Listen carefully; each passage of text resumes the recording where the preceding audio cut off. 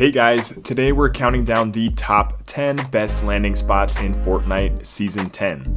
In case you missed it, check out the video for ranks 11 through 21 first, or I guess I won't blame you if you just skip right onto the meat and potatoes first. As always, if you like the video, you know what to do.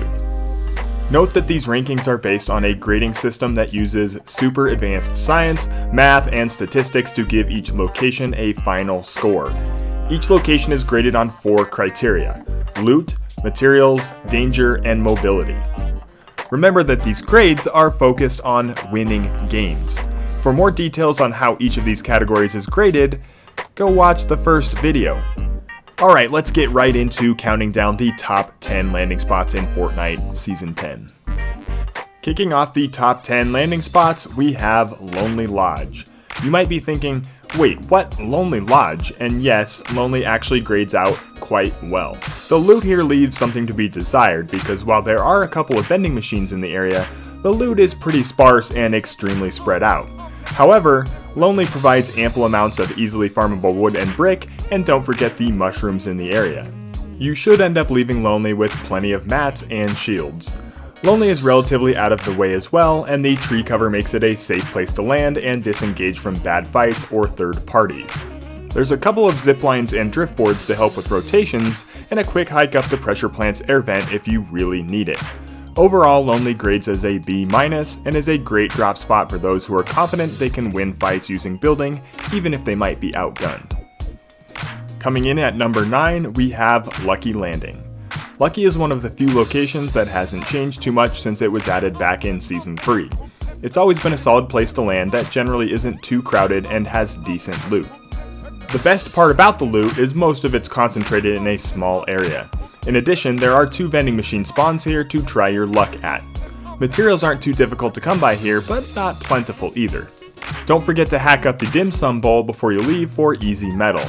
Despite its awesome theme and good loot, Lucky is relatively unpopular as a landing spot and shouldn't be too hotly contested. The only drawback here is that it's far from the center of the island. There's one driftboard that can spawn nearby, but make sure you leave early enough to beat the storm. Overall, Lucky remains a good place to land, earning a B- rating. One of the best high action areas to land, according to the grades, is the number 8 spot on the rankings, Pleasant Park. Pleasant has plenty enough loot for even a full squad, though not quite as plentiful as a few other spots on the map. There's decent access to materials with plenty of furniture, fences, hedges, and vehicles. Pleasant is an active landing zone and remains the go-to area on the northwest side of the island. The middle of town and the football field are extremely exposed, so it's better to stick to fighting in the outskirts to prevent third-party shots and bad angles. You may get a couple of rotating players from Haunted or Junk, but for the most part you're free to farm mats and finish looting once the area is clear. Perhaps the biggest advantage to Pleasant is the nearby drift boards, the rifts at Burger, and nearby Loot Lake. You shouldn't have many issues getting where you need to go, and fairly quickly. The final verdict here is a B-. Overall, Pleasant remains a good place to land for those who crave early game action. Drop into Grandma's house at the 7th best landing spot, Fatal Fields. Fatal has a good amount of loot spread across a wide area and multiple vending machine spawns. The Big Barn, Long Barn, and Grandma's house all provide different sheltered drops with pretty good loot. While you won't find any metal in Fatal, the forests, rock quarries, fork knife, and pallet house provide tons of easily farmable brick and wood, even for an entire squad.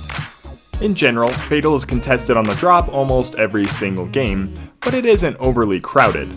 In addition, the cornfield and structures make disengaging a lot easier and provide a huge advantage to those who prefer tactical fights. For mobility, the slipstream and airbase are gone in Season 10, and so are the days of rotating out of Fatal super quickly. But it's relatively central and you shouldn't have much trouble with the storm except on extreme northern circles. Fatal ends up with a B grade and is a great place to pick early fights without too much chaos, grab decent loot, and have good materials heading into the mid-game. At number 6, we have everyone's favorite resort, Paradise Palms.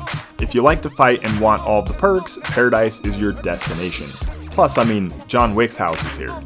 Much like Pleasant Park, Paradise is the go-to location in the southeast part of the map, and for pretty good reason. There's a lot of loot here, concentrated to just a few buildings, not to mention a whopping 4 potential vending machine spawns. Materials are pretty standard for an urban area, with lots of trees, hedges, and vehicles for decent farming. As previously mentioned, Paradise is usually hotly contested on the drop, so expect action early and often. Probably the biggest advantage to Paradise over the other urban areas are the rifts at the northern edge of town, as these are the only remaining natural rotation elements on this entire quarter of the island. Overall, Paradise grades out as a B and the best urban landing spot on the entire island. Just make sure as you land here, note how many rifts are here and know how much time you have to fight, loot, and farm before you have to rotate. For those that prefer colder climates, try Happy Hamlet at number 5 on the list. Happy not only has the greatest concentration of chests of any spot on the island, but it also has 3 potential vending machine spawns, a bookstore, a convenience store, and it's just so darn quaint. There's enough furniture inside the houses and nearby rocks to warrant an average material score. Despite how awesome this place is, you usually don't have more than a couple of players landing here, and the compact nature of the hamlet makes it easy to pick and choose how exactly you want to fight. Even though it's on the southern edge of the map, Happy has a couple of driftboard spawns and zip lines heading north, so rotations aren't usually too much of a problem. As a whole, Happy grades out as a B+, and is a great place to land to prepare yourself for the mid-game and end-game. X marks the season and X marks the spot when it comes to the 4th best landing spot, Lazy Lagoon. Between the ship and the town, there's a lot of loot here concentrated in 2 small areas. There's also chests spread around the islands and huts, giving Lazy an above average rating for loot. The ship offers extremely fast farming for wood, including over 150 just for the front of the boat and multiple pallets in the lower level. The 4 anchors in town only require a couple of hits with a pickaxe and yield nearly 40 metal each. There's also what I personally call the best 30 seconds you can spend in any Fortnite match. This is the circle of rocks above the respawn van that yield over 500 stone. In Season 8, dropping at Lazy meant fights early and often. These days it's more of a ghost ship, as you'll have at most 1 or 2 players to deal with on the drop. Lazy may be far north, but it's located between Pressure Plant and Loot Lake, offering 2 great mobility tools relatively nearby. Lazy grades out as an A- and overall remains a forgotten gem and a great landing spot in Season 10. We move on to Tifu's preferred landing spot and number 3 on the list, the block. Now, obviously this grade comes with a huge caveat because the block changes each and every week, but in general, the block has tons of loot, including a golden chest and so much ammo that you won't know what to do with it.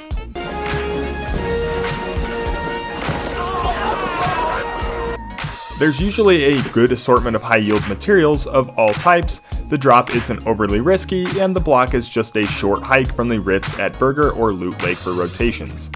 Some blocks are better than others, but as a general rule, the block is a great place to land for loot and materials and gets an overall grade of A-, with an asterisk. The second best place to land in Season 10 is Sunny Steps. Sunny offers a great out-of-the-way drop that provides everything you need for the mid and late games. There's a ton of chest spawns throughout the numerous buildings and ample floor drops to find shotguns and plenty of ammo boxes. It's quick to loot as well, resulting in an above average rating. For materials, there might not be a better place to mindlessly get stone than Sunny Steps. The animal statues and Ooga Booga faces yield 6 to 7 stone per swing, and you should have no problem leaving the area with 500 or 600 stone. Sunny Steps really never has visitors to it unless the bus line passes directly over it, making it perhaps one of the safest places to land, especially when far from the bus line. Despite being on the northeast corner, there's tons of driftboards that spawn at the metal buildings to the west, and the nearby vent at Pressure Plant makes rotations a breeze. Sunny grades out as an A, and is a fantastic place to land for so many reasons. And finally, we arrive at the best place to land in Season 10, Pressure Plant. Pressure just has so many advantages in Season 10 compared to the other locations. There's a ton of loot in Pressure Plant, and while seemingly spread out, you can quickly move from chest to chest using the air vent and spot purple or gold drops anywhere in the area and land directly on them. In addition, there's roughly 1,500 wood quickly farmable in pallets around the chasm, and if you manage to pull the first circle, you can rotate out to Sunny for even more loot and easy stone. You might have 1 or 2 players that land at pressure, but the ease of loot spawning in the air vent makes sure that you never get caught without a fair fight and can disengage at a moment's notice if things turn sour. The air vent also serves as an equally powerful rotation tool as the rift in Loot Lake, allowing you to get anywhere from Loot Lake to Retail Row fairly quickly. Ultimately, Pressure offers everything that you need in order to win games in Season 10 and gets the best grade at an A+. That does it for the best graded landing spots in Fortnite Season 10, so what do you think? What landing spots have been treating you well in Season 10? Be sure to check out the bottom half of the rankings if you haven't already, and thanks for stopping by.